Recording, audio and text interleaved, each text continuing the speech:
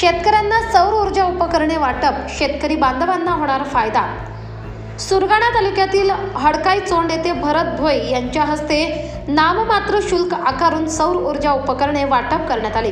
बिरसा मुंडा प्रतिष्ठान, ग्राम उदय producer company यांच्या नेतृत्वाखाली शेतकऱ्यांना प्रकाश सापळे सोलर सिस्टीम कीटकनाशके संचाचे वाटप करून त्यांना आधुनिक तंत्रज्ञानाच्या पद्धतीने कसा वापर करायचा याचे महत्त्व पटवून व मार्गदर्शन करण्यात आले। बारागाव डांग सीमावर्ती भागातील वडपाडा, चंद्रपूर, बर्डीपाडा, रगतविहीर, चिंचला, फणसपाडा, पिंपळसोड या भागातील शेतकरी आंबा, काजू, कारले, वांगी, मिरची, भेंडी असे उत्पन्न घेतले जाते।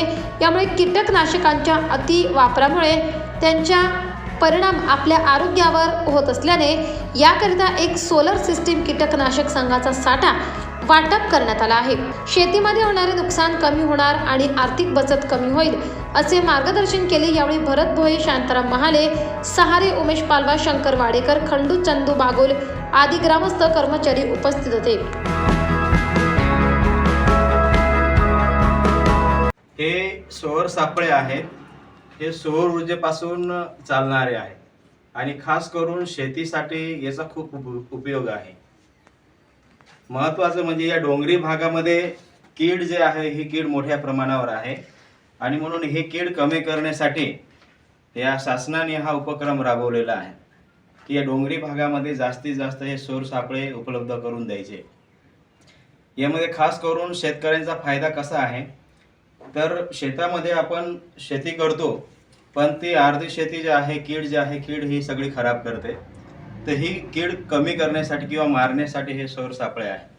ही आपण आपल्या शेतामध्ये भेंडी असतील किंवा वांगीची शेत असेल, टमाटे असतील किंवा फळबाग असेल, आंब्याची शेती असेल तर त्यामध्ये आपण हे ठेवू शकतो। हे सौर ऊर्जेवर चालतं। उन्हामध्ये हे प्लेट आहे ही पूर्णपणे स्टोअर करते आणि मग रात्रीचे 2 तास किंवा 3 तास आपण शेतामध्ये चालवलं तर पूर्ण जी कीड असते ही कीड एकत्र येते आणि त्या ठिकाणी ती मरते।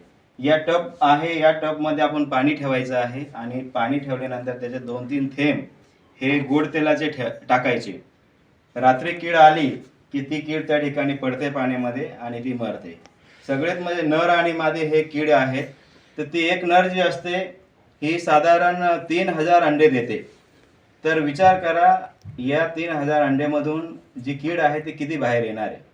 तर सगळ्यात हे उपयोगाचं आहे म्हणून जास्तीत जास्त शेतकऱ्यांनी या सौर सापळेचा उपयोग केला पाहिजे आणि आपली शेती ही वाचवली पाहिजे।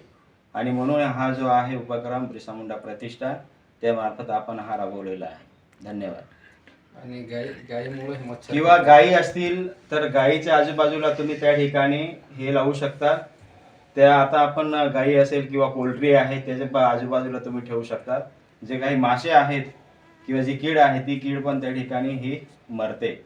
24 लाईव्ह महाराष्ट्र न्यूजसाठी गणेश धुळे, बोरगाव।